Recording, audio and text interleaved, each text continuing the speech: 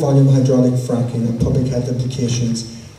The reason that I mentioned that is because in the past the companies say we've been doing this for 60 years, what's the big deal, there's no evidence out there. This is not the same as traditional fracking, it's been done since the late 40s.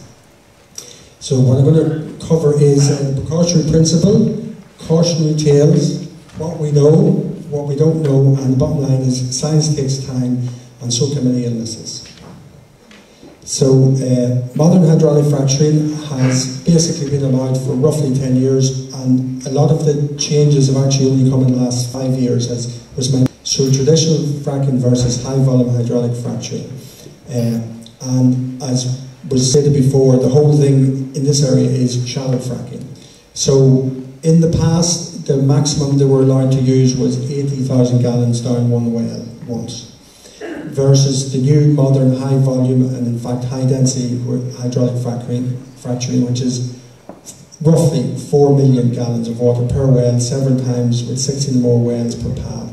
It's like comparing a Morris miner driving from Hamilton to Glenfarne and then in the 1960s and saying that's no different to 140-ton articulated lorries driving the same road every day in 2012. The boat bring you from A to B, the boat forms of transport, but the sheer difference is massive. This is a totally different technology, totally different volume density, and that's what people need to be realised. Fracking is a name, but what's happening now is on a scale that has been unprecedented in drilling history. So the precautionary principle is that if a new technology comes along, whether it be a specific action, a tablet, a remedy, if there is no conclusive evidence, and we'll come to the evidence later, if there's no conclusive evidence, then it is up to the organisation or person or company introducing that new technology to prove that it's safe. The onus should not be on the people receiving that technology or treatment or tablet to prove it's safe. So the precautionary principle is basically, because there's no evidence yet, that does not prove that there is no issue. So the precautionary principle has been used in science and medicine for well over 100 years, and it has been shown to be of great importance. If you look at lead in, see if I have it on the next one here, no, I'll go back here, in examples of the precautionary principle where it wasn't followed correctly. There was lead in paint. People had anecdotal evidence for years, finally it was banned. People then said, well, if we've had lead in paint, surely we shouldn't have it in petrol. It took another 40 or 50 years to ban lead out of petrol. Asbestosis, the evidence was building for years. Tobacco is a very good example, where the very first people to do studies on tobacco being dangerous was the tobacco companies in the 1940s, and they buried it very deeply. And so these companies know what's going on. So regulation, we need to be aware that with the examples of the cautionary tales, the cautionary tales is that the regulation in the past has not protected us. Many, many years after people raised issues, finally it came to the fore that these things had to be banned. Other examples is asbestosis and silicosis. So I'm going to go through some of the issues, some of the specific health issues involved. Now these are the chemicals that have been used in the States for fracking, and the company Tamboran say they won't use them here. It will be very hard to believe. Many of the things that this company have said, they will be the first company in the world to do it. They're going to talk about chemical-free fracking, they're talking about 100% recycling, they're talking about direct and indirect jobs greater than any other company. So, I mean, what the figures are thrown out are hard to believe. In the States, the chemicals that have been used to help with the drilling process and the fracking process and the maintenance process. So these chemicals aren't just used in that little fracking period of 4 or 5 days every year or two. So 90% can cause skin, eyes, and sensory organ problems. 50% can cause central nervous system problems, and that includes your spinal cord, so people get tingling, weakness in their central nervous system, not just the brain. It also affects immune, cardiovascular system, and kidneys. 37% can affect the endocrine system. All these are obviously negative effects. Endocrine system is, a simple way to put it, is your messenger hormone system. When it's knocked out, people become tired, they become fatigued, they're more prone to infections, illnesses. In the long term, your endocrine system, if it's knocked out, will affect your immune system, and the immune system is very important for stopping cancers. Then the bottom here is 25% cause cancer and DNA mutations. So this was put together by Dr. Coburn last year, and she said these are the chemicals that they got from the fracking companies. They didn't get them willingly. The companies refused to release what chemicals they used. So herself and her colleagues would go out, and if they heard there was a blowout or a spill or lots of human errors, they would go out and scoop this stuff up, bring it away, put it through a mass spectrometer, which is a machine that shows you what the chemicals are.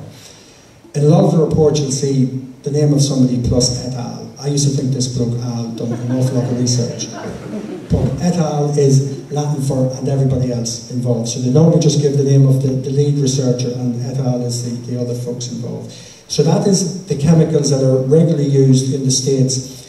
They have a repertoire of about 600 chemicals. The different companies use different types. On average, each company might only have 10 or 20 in their own little recipe book. But on average, this is what happens. These are these. So whether you've only 10 chemicals in your recipe book, or 20 chemicals, or 40 chemicals, on average, 90% will irritate your skin, eyes, and our sensory organs. So that's the first one. Now, this is the big issue, flowback contamination. When the water comes back up, it's contaminated. No matter what the company says about frack-free chemicals, if you pour down Ballygown spring water, what comes back up is not Ballygown spring water plus gas. It's an awful lot of other stuff. So the released chemicals return to the surface with the flowback water. The following, these are all very well recognised contaminants and have been for decades. Benzene causes leukemia and neural tube defects, spina bifida. Specifically, obviously spina bifida is something that happens to the unborn baby. But leukemias, there's leukemias in childhood, leukemias in the elderly. Certain chemicals have a bigger impact on a growing person. So a lot of illnesses, children are more predisposed to contamination levels for the very reason that they're still developing both the nervous system, brain system, and their immune system. Mercury causes brain and kidney damage. Arsenic is carcinogenic, and it also gives vague symptoms, tiredness, lethargy, headaches. Lethargy is a fancy name for just no energy. BTEX. BTEX is short for benzene, which was mentioned earlier, toluene, ethyl benzene, and xylene. I mean, they sound dodgy because they are dodgy. That's the simple way to remember. I used to work for a GP, and he said, always be suspicious of something with an X or a Z in the name. So, and he's not far wrong.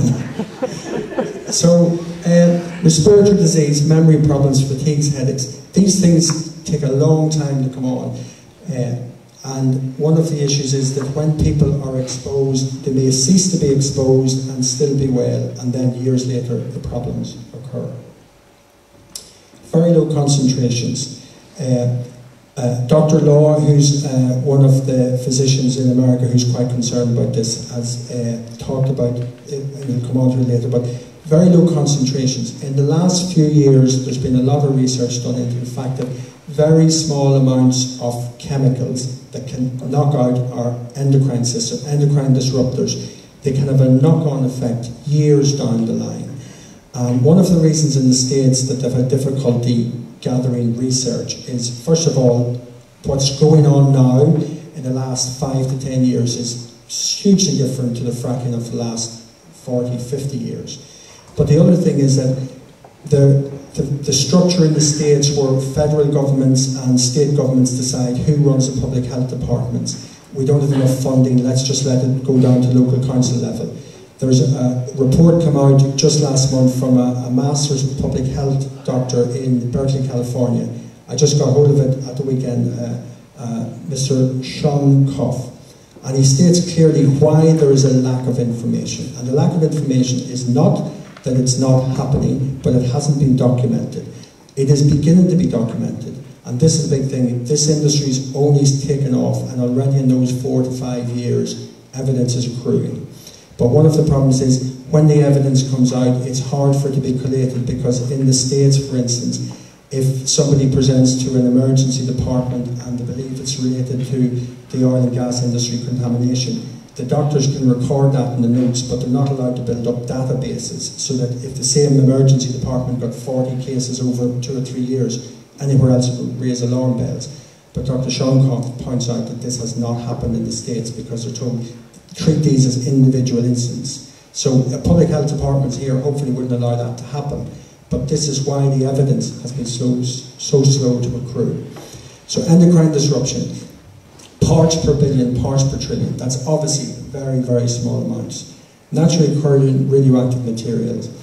This area is very high, certainly sort of the border around Belcree, Black Lion has got some of the highest radon levels in Ireland and the UK. But the British Isles is supposed to be a better way of putting it. And if you're drilling, the drilling muds that are coming up in Northern Ireland now, we just discovered that these drilling muds obviously are going to have a lot of radon. That is a gas that will evaporate upwards.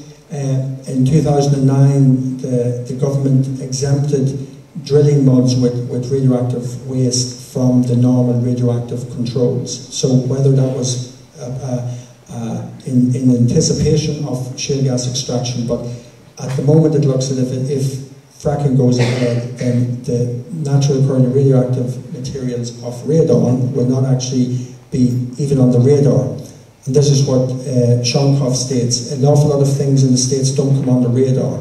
The Environmental Protection Agency in the States were told, do not take water samples in the areas of fracking.